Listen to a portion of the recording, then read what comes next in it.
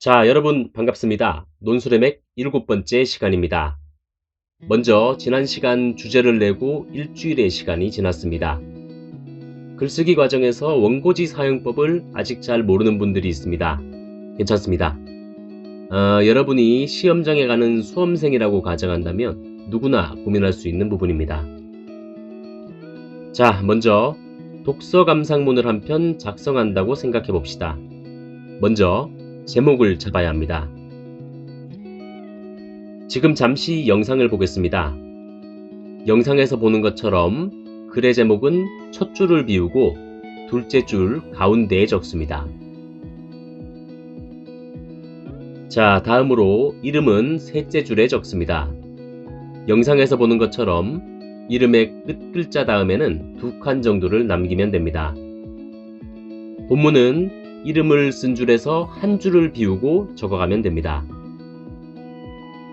문단이 시작될 때는 한자를 들여서 쓰며 글이 시작되는 것을 볼 수 있습니다. 자, 그리고 기본 원칙은 원고지 한 칸에 한자씩 적는 것입니다. 다만 숫자나 소문자 알파벳은 한 칸에 2자씩 쓴다는 부분 등은 알아두면 되겠습니다. 자, 이런 예시에 기초해서 인터넷에 원고지 쓰는 법을 검색해 다양한 상황에 맞는 원고지 쓰는 법을 미리 익혀두면 좋습니다. 실제 대학교 논술과 같은 경우에는 문제가 나온 시험지에 이름과 같은 정보를 적는 칸이 미리 정해지는 경우가 많습니다. 이런 경우에는 원고지 첫 줄부터 역시 문단의 첫 한 글자를 들여서 쓰며 글을 시작합니다. 자, 여러분, 리포트와 같은 글을 쓸 때는 원고지 위에 줄이 있는 노트는 물론이고 흰 종이처럼 줄이 없는 상황이 생기는 경우도 있습니다. 자, 가능하다면 원고지와 줄이 없는 노트는 물론 흰 종이까지 번갈아 가면서 연습을 해두면 좋겠습니다. 자, 여러분, 오늘 글쓰기 주제는 논술의 맥 134페이지를 잠시 살펴보겠습니다. 활용편 마스터 6번 문항입니다. 자, 이번 주제는 여러분이 생각하는 남녀평등에 기초해서 준비했습니다. 자, 먼저 영상을 잠시 멈추고 인터넷에서 희곡 인형의 집을 잠시 찾아보고 돌아오겠습니다.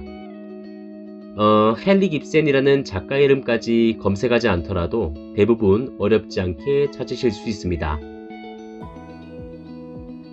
자, 이번 영상이 마무리되면 먼저 지금 찾아둔 인형의 집 줄거리와 주인공 노라에 대한 부분을 잠시 살펴봅시다. 여러분이 시험을 앞두고 있는 분이라면 이 내용을 정독하는 것이 아니라 이 글이 이런 성격을 가졌구나 정도만 먼저 파악하면 됩니다. 일반적인 읽기가 아니라 수험생처럼 시간을 아껴야 하는 분이라면 줄거리 중에서도 짧게 요약된 부분으로 체크해두면 도움이 됩니다.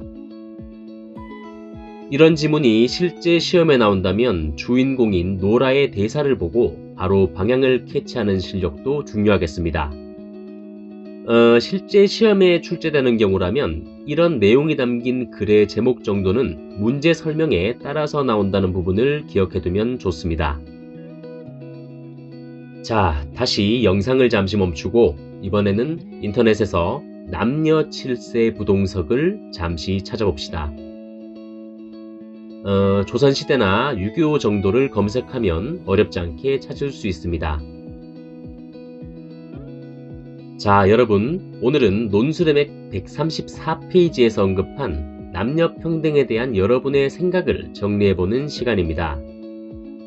오늘은 인형의 집과 남녀 7세 부동석의 내용을 살펴보고 남녀평등에 대한 자신의 생각을 정리해봅시다. 오늘 분량은 1200자 이내입니다. 글쓰기를 시작하기에 앞서 위에 제시된 내용을 러프하게라도 먼저 살펴보는 과정에 시간을 좀 더 할애할 수 있도록 준비하면 좋겠습니다. 자, 이번에 제시한 두 건의 맥락에 대해 잘 이해하고 있는 분이라면 1200자 정도의 글 한 편 작성까지 120분 정도로 정하고 바로 작성해보면 좋겠습니다. 8부에서 뵙겠습니다.